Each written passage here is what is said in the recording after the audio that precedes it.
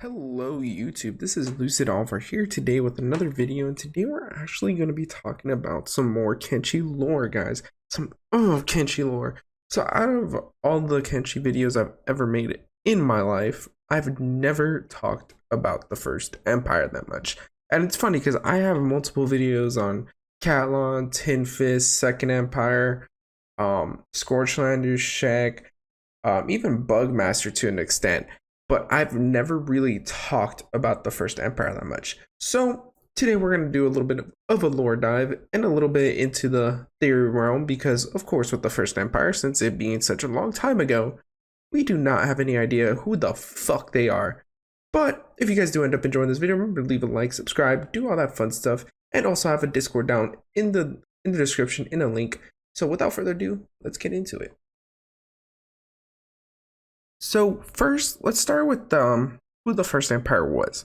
So when talking about the First Empire, we actually don't really know who they are. They could be kind of like anyone in a sense, but we do know that they were a space colonizing organization. At least that's what we know. We usually throw the term out First Empire, but we don't really even know if they really were an empire, if you get what I mean. For all we know, they could have just been like the United Cities, a loosely united confederation, right? So anyways, so the First Empire, we're just going to say that they were space colonizers, but we can say that they were mega space colonizers because we do see all these things that they do employ. They had skeletons, so obviously, and they also had behemoths. Let's not forget that they had behemoths. So they had behemoths to probably help throw things into orbit, help do all these things and make sure that the planet was safe. And maybe they did do some type of things where they would terraform the planet and they would have to send these machines like the skeletons and the behemoths into toxic working areas where humans were not able to enter into and make it better for everybody else. But you know, they probably really didn't do that much of a good job, but we do know that after a while this first group of space colonizers end up fighting against something. We really don't know what it is. We still never really learn about what it is, but they end up fighting something, and this is where I think the skeletons really start to develop on their own terms. They really start like doing this thing where they are becoming more independent, and by the time we get to the moon that we play on, that we all call Kenshi, we end up seeing that the skeletons are still working, but they have a lot more, what we would say, a desire for autonomy. And what we would say is they wanted freedom. That's all they wanted, and it's because they had an AI where they could feel, think, and do all these things that we had to gave them, that they wanted to do this. So they were still terraforming this moon, but things went bad. Things went horribly, horribly bad. Something took a turn to the point where these space colonizers thought, hey, we need to destroy these behemoths. But before we get there, I do want to make a clear distinction that the first people that were on this moon were actually not Greenlanders themselves. The Greenlanders, I feel like, did not come until later on in the story. Like, I feel like the Greenlanders are like descendants of these first people that come, and Scorchlanders are too. Like, they can both be descendants, but originally I feel like humans were sent here, and the humans were scientists, and they're trying to study how life and everything works on this planet. Because you go to a new moon, you go to a new moon, and you kind of want to learn the ins and outs, like the ecosystem, stuff like that. It's just normal human behavior. And after everything starts going to shit, they pretty much say, all right, behemoths, we're gonna have to destroy you, because if somebody gets your hands on you, then you're pretty much gonna get used for the wrong things, which I find as odd, because the behemoths were the only things that were programmed with not being able to think for themselves and also have undying loyalty to humans, which I find super weird of the fact that they would do this. But hey, that's not the here nor there. But they ended up following it because, that all happens. And then that's why it's called obedience, the area, because the behemoths followed their masters to their obedience of death. Yeah, that's why it's called that.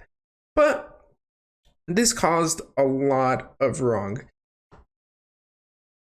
So when I say it caused a lot of wrong, I mean this really threw everything that happens into the course of Kenshi lore. It throws it all out there because you start seeing radiation probably from this entire thing happen, and you see the entire ecosystem change. And what I mean by that is we don't really know what the behemoths were really made out of. We don't know their actual components and everything, but we can pretty much say that throwing big machinery into an kind of like a lake area type of thing that will kind of like send everything like bosh and boosh and like do all that stuff. It would most likely leave an effect on the ecosystem. Maybe not right away, but over the course of years and years. And we do know that this was a long, long time ago. Now, one thing we do know for sure is that the swamp didn't exist not that long ago, and also about bottom of the half of the map. It's hard to say where exactly, but if you look at the map, you would know. Like you can kind of see where rivers used to run through and stuff like that. But you could see that all these areas have dried up, especially the vein. Look at the vein. The vein used to be an area where water would go through. That place dried up. So you could see that this one action had a lot of effect. And now people might be saying, oh, it didn't. It did. Let me tell you why. This area as a whole has a lot of acid rain in it. And the only area that acid rain really happens is in areas where there's quite a bit of radiation. So we do know that radiation probably skyrocketed during this time, which could have caused a lot of environmental changes. And on top of that, what I am getting to here is it caused scientists to devolve.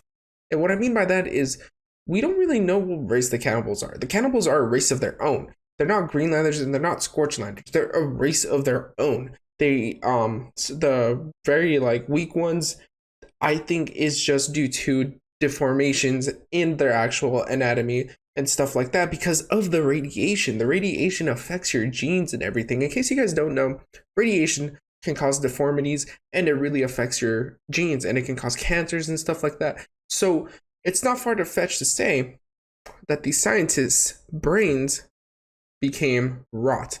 They became starting to like kind of lose their sense of, morality, because becoming a cannibal takes a lot. It takes a lot of stress to become a cannibal as a human. And there have been instances, there's like examples, in human history at least, that it happens when something really traumatic like happens, like just overall when there is nothing left, it happens. And on top of that, the loss of food sources. So I believe that this whole entire change in ecosystems could have caused a whole entire like new like moon ecosystem to the point where the scientists really didn't know what would work and what they planted, what they hunted and stuff like that. Like they probably did not know how to do all these simple little things because of the radiation itself being so bad that it caused them to lose so much food source that it caused a famine. And famines, let's just say, they're not the best. They're really not. If it comes down to either you're gonna starve to death or you can eat the person next to you that's already dead, you're probably most likely gonna eat that person because your mind and your body wants to survive. So this is what really caused it. And then on top of that, we're not even talking about the space colonizers probably funding or chartering the exploration of this moon. Like, think about that. If they were getting chartered, they were probably getting supplies and food and stuff like that easily. That was just that's out of there. Like you lose a huge source of probably food and stuff. So that is a huge part of the history in this. And I'm getting so worked up talking about this because I always love talking about Kenshi history and lore and stuff, and it just gets me so excited. But finally, let's talk about the real nail to the coffin. Once the skeletons realized that the First Empire, or the Space Colonizers as I like to call them, were a lost cause, they stopped working for the humans. Now, this caused a huge, I would like to say, an age of destruction and an age of chaos. This was an age where nothing was really documented, nothing was really talked about.